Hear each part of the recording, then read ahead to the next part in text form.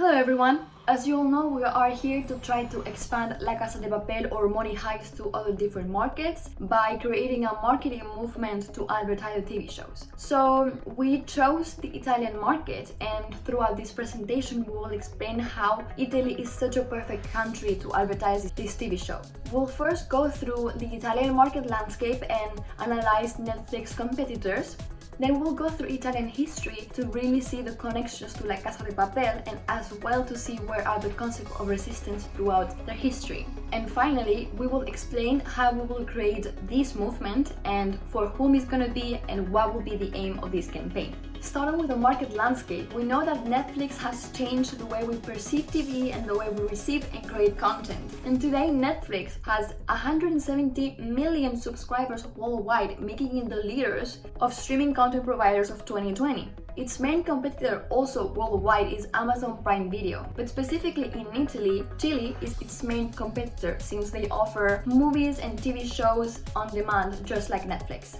For La Casa de Papel, we ask ourselves, what will consumers watch if they want something similar to La Casa de Papel? So we checked the series with the same theme, genre and tone of voice. And the most similar shows that came out were Narcos, Prison Break and Breaking Bad. All of them talk about the same concepts such as life and death, justice, revenge, money, family, the concept of good and evil. They also have the same genres. They are all crime dramas and thrillers. And as a tone of voice, they are described as suspenseful and exciting. But nonetheless, the most interesting aspect of how these series compete against each other is the fact that all the series are now on Netflix, meaning that consumers actually have the choice to watch very similar shows. But then why would an Italian choose to watch La Casa de Papel over other series? The show already has many Italian references. To start, the professor, who is one of the main characters in the series, has a relation directly to the partisans since his grandfather fought against the fascists in Italy. And that is why he knows and he sings the Bella Ciao song. Also, in the last 2 seasons, there's a new character called Palermo, which is an Italian city from Sardinia. And lastly, La Casa de Papel is obviously a Spanish series, but we have to think that Italy and Spain have much more in common than we think, and one of them is their history. Both countries had a dictator during World War II and also a civil war between fascists and anti-fascists. But to understand why Italy is such a perfect market for this series, we first have to understand their history and how the society works nowadays. In 1922, Benito Mussolini decided to start an ultranationalist movement called Fascismo. He wanted to create the new Roman Empire. Him and his fascist followers orchestrated a coup, and Mussolini became the dictator of Italy. This is when fascism started to spread all around Europe and precisely in Germany and Spain. And soon enough, Mussolini found his best friend, Adolf Hitler. They both agreed on an alliance based on mutual support, and little after that, in 1939, World War II starts with Italy helping Germany to conquer and defend different territories. But of course, not everyone in the country was fascist nor agreed with these ideals. So many anti-fascists got together in different parts of northern and central Italy. These fighters are called partisans, and they initially fought as independent troops against the Nazi invasion and Mussolini's forces. The partisans had national liberation committees where they coordinated strategies, administrated areas, and helped allies liberate certain cities before they would invade in 1943. And the most inspiring thing about the Italian resistance is that during the Civil War, people who were against fascism joined. If they were communists, socialists, Christian Democrats, or liberals, it didn't matter. Different individuals were united for one common and powerful goal: fight anti-fascism and fight for the Italian Republic. In 1945, Mussolini is caught trying to escape to Switzerland, and some anti-fascist populists got him and executed him.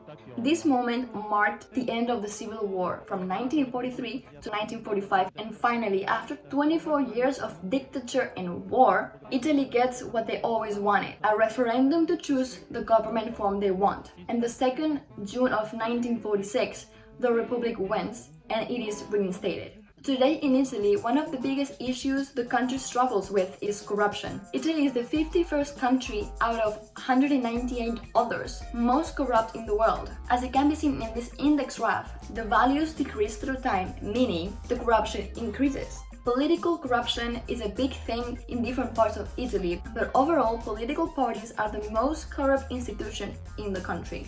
People obviously do not agree with all of this. People already protest in Italy for a better government, for a government that represents its citizens, and most importantly, that represents the sons and daughters of the partisans, the heroes of the war, the ones who fought for a better country, the ones who fought for their own liberty and their freedom to make choices. In Italy, nonetheless, there is still presence of anti-fascists and anarchists.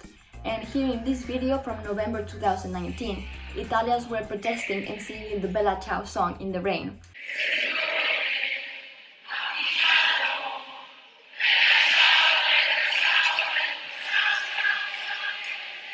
So it can be seen that the resistance is still present in the country and is still very powerful. That's why after doing user interviews and the previous archival research, we can conclude that our big insight was that we have to get united and fight against the wealthy and corrupt entities that govern the country, just like the partisans did during the war. So what do we propose to create a movement for La Casa de Papel in Italy? We propose to create a grassroots movement to give the power back to the people. And who is this movement for? Mainly Gen Z and millennials. Why? First of all, these generations binge watch Netflix all the time, and even more now with the coronavirus situation. Secondly, La Casa de Papel is a young show. It attracts a young audience. What it tries to do, it tries to wake up a sense of revolt in all of us, to really stand up for what we think is worth fighting for. And people now, more than ever, are using the social media platforms to support causes greater than their differences. Therefore, they will support a movement that relates to them directly. That is why we propose to use Instagram and Twitter as main channels, since people are already very outspoken about their political and social opinions. For this campaign, we have to take into consideration 4 brand assets. First of all, the red overalls. It is a symbol of resistance and to fight back, so it definitely has to be present. Then, the Dalai mask. It is a symbol of rejecting the modern capitalism, but in this sense we can use it to symbolize unity amongst Italians as we are one. Thirdly, the green color from the Italian flag has to be present. It's something that really relates to Italians. One of the propositions that we have is to put a green armband on the red overalls. And lastly, the Bella Ciao song is obviously a symbol that connects directly to the partisans in the civil war. The song is a cry for freedom, resistance, indignation, skepticism. It needs to be present throughout video or other visual content for the campaign. As tone of voice, the campaign should be serious and inspiring in a way that people have to have the feeling that they want to act now, but also if the people don't relate to the cause, they should be able to understand where those needs for revolting come from. We also offer 3 different deliverables to start the movement. First of all, we have 2 hashtags. The first one, hashtag take it back. It regards with take back your land, take back what's yours. And it can be used for a more political and serious situation, like a protest, for example. And the second one is hashtag Italia Unita. It is an Italian hashtag. The words are in Italian, meaning that it will resonate much more with the culture, and it will also obviously give a sense of unity. Since this hashtag cannot be as political as the other one, it can be used much more for user-generated content and other social media posts related.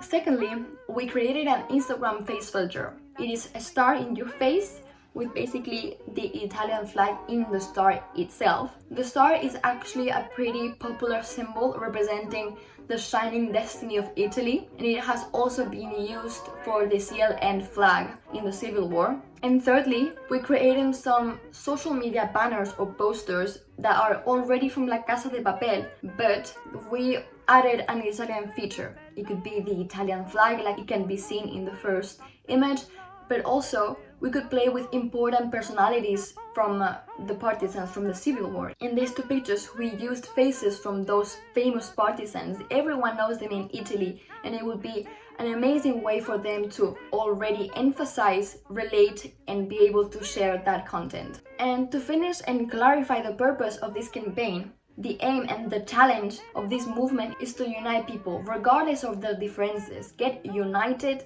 to fight for a better cause. Take back their country, to be and feel heard, valued, and represented within the society you live in. Thank you so much for listening.